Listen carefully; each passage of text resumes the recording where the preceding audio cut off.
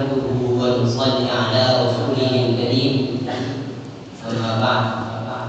فأعوذ بالله من الشيطان الرجيم بسم الله الرحمن الرحيم فلعلك باخع نفسك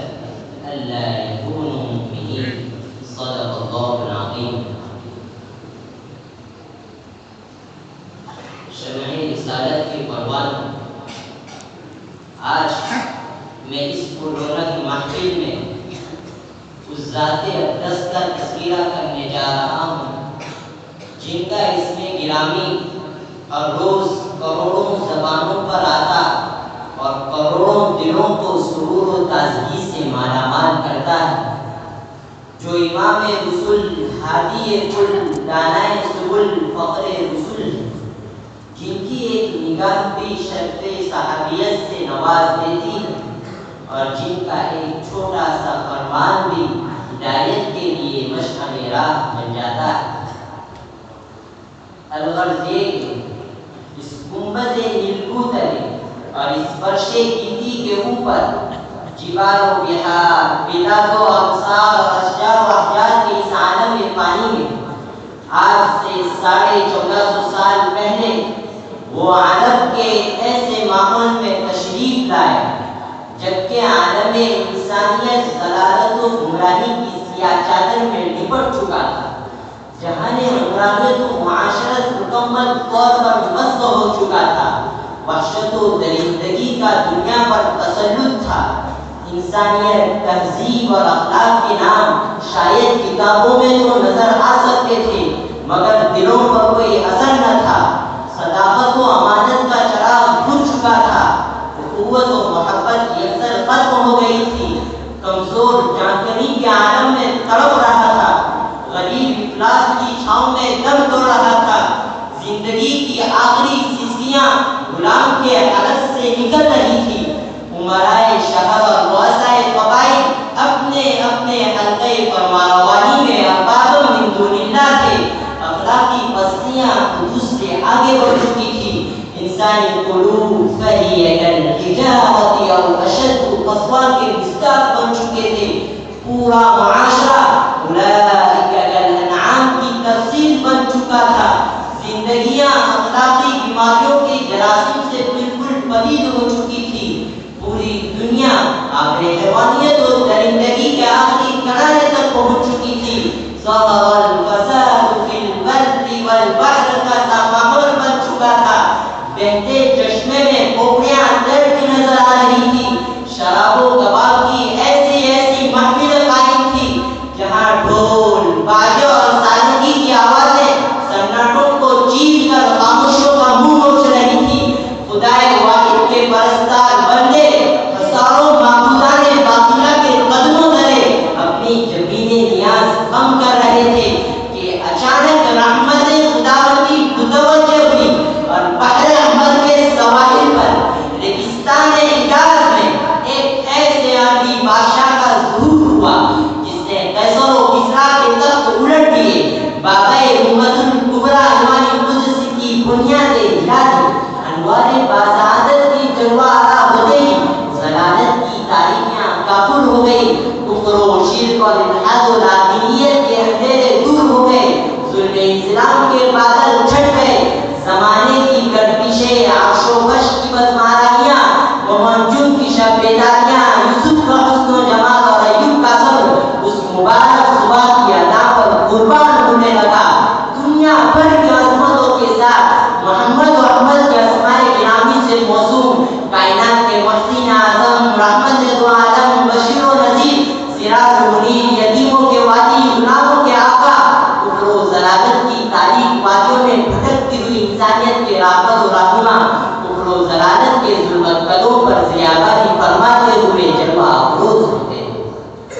حقیقت کی خبر دینے بشیر آیا، نذیر آیا، حقیقت کی خبر دینے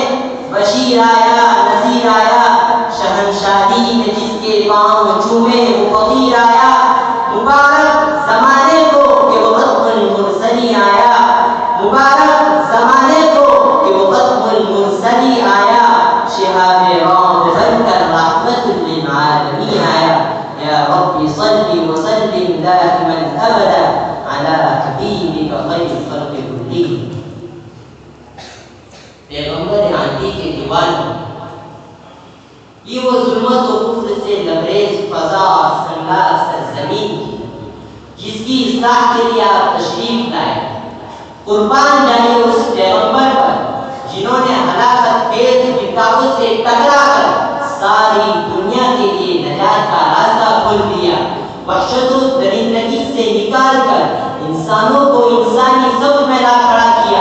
آپ نے تہذیب و تمدن کے نئے طوفانوں میں مشکورے کھاتے معاشرے کو چھوڑ کر صرف اپنی جان بچانے کی فکر نہیں کی، بلکہ اس کی پتوار سنبھال کر نہ صرف حیات نو بخشی بلکہ ساحل مراد پر پہنچا کر ہی جان لیا۔ آپ نے ظلمت و کفر کی تیاؤ تاریخ بٹاؤں میں بھٹکتے ہوئے لوگوں کو بے یار و مددگار نہیں چھوڑا، بلکہ اس کے اندر ایک ایسا انقلاب برپا کیا کہ اچانک سینکڑوں خداؤں کے ماننے والوں کے علاقے میں کھلبلی مچ گئی اور ہزاروں اصنام پرستوں کے ویران شہر میں بحران برپا ہوا۔ نبی امی اور ہاشمی کے دیوانوں، دنیا میں بے شمار انقلابی اور اصلاحی تحریک رونما ہوئی، شعراء خطیب اور آتش فشاں مقرر نمودار ہوئے، فلسفہ ترازو کا انبو اور سحر اللسان شعراء اور ادبا گروہ پیدا ہوا، مگر تاریخ گواہ ہے کہ دنیا کا کوئی انسان، کوئی لٹریچر اور کوئی تحریک ایسی نہیں ہے جس نے انسانوں کو اوپر سے لے کر نیچے تک، دائیں سے لے کر بائیں تک مکمل طور پر بدل ڈالا ہو۔ انقلاب اگر برپا کیا ہے تو صرف محمد عربی نے، تغیر پیدا کیا ہے تو آمینہ کے لال نے، عبداللہ کے بال نے، سرور کونین نے، رسول ثقلین نے، نظام بدلا ہے تو عبداللہ کے جگر پارے نے، عبدالمطلب کی آنکھوں کے تارے نے۔ کیسا انقلاب، کیسا تغیر اور کیسا بدلاؤ! ارے وہ انقلاب جسے نہ نوح کی شجاعت، نہ یونس کی اطاعت، نہ صالح کی فضاحت برپا کر سکی، وہ تغیر جسے نہ لوط کی حکمت، نہ سلیمان کی شوکت، نہ دانیال کی محبت برپا کر سکی، جسے نہ ابراہیم کی دوستی، نہ موسیٰ کی سختی، نہ عیسیٰ کی نرمی برپا کر سکی، جسے نہ اسماعیل کی ذبح، نہ ایوب کی رضا، نہ اسحاق کی رضا، نہ ایوب کا صبر برپا کر سکا۔ آپ نے اس پورے معاشرے میں برپا کر کے دکھلا دیا جو صحرائی قذافوں اور قطاع طریق کا مسکن بنا ہوا تھا۔ ارے وہ کون بندہ، عمر جیسا مینوش بندہ، اس سجادین جیسا عیش و آرام پسند انسان بندہ، مصعب بن عمیر جیسا خبر و عیاش نوجوان بندہ، کعب بن مالک جیسا بے خبر انسان بندہ۔ قرضے کی وحشت و بربریت اور خوریزی جن کا مشغلہ تھا، ڈاکہ زنی، صحرا نوردی اور قتل و غارت گری جن کا پیشہ تھا، شراب خوری، عشمت دری، دختر روشی اور قمار بازی جن کا شوق بنا ہوا تھا،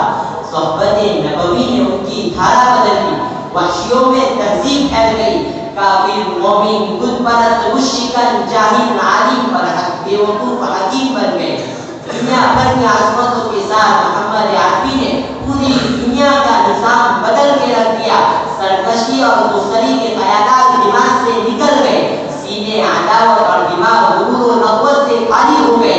دشمن، دوست اور حریف ماجائے بھائی نظر آنے لگے، اختلاف، پھوٹ اور عداوت کا نام و نشان باقی نہ رہا۔ وہ گناور عرب جو ایک ضدی قوم تھی، اسلام کے ایک رشتے میں منسلک ہو گئی۔ عبداللہ کے اس یتیم فرزند کی آواز اسرافیل کے سور کی طرح اور عبدالمطلب کے اس لاوارث بچے کی صدا روح القدس کی آواز کے معنی جہاں جہاں پہنچی، مردوں کو زندہ کر دیا اور عرب و عجم میں اس نے ایک کایا پلٹ کے رکھا۔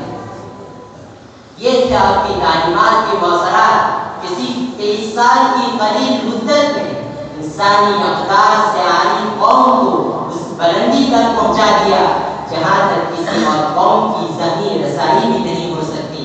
کسی شاعر نے کیا خوب کہا ہے، گمراہوں کو ایک راہ سمجھائی اس نے، گمراہوں کو ایک راہ سمجھائی اس نے، جینے کی بھی تہذیب سکھائی اس نے، ہر شخص بنا دنیا میں نمائندہ تہذیب، ہر شخص بنا دنیا نمائندہ تہذیب جب دہر میں کی جلوہ نمائی اس نے، وآخر دعوانا الحمد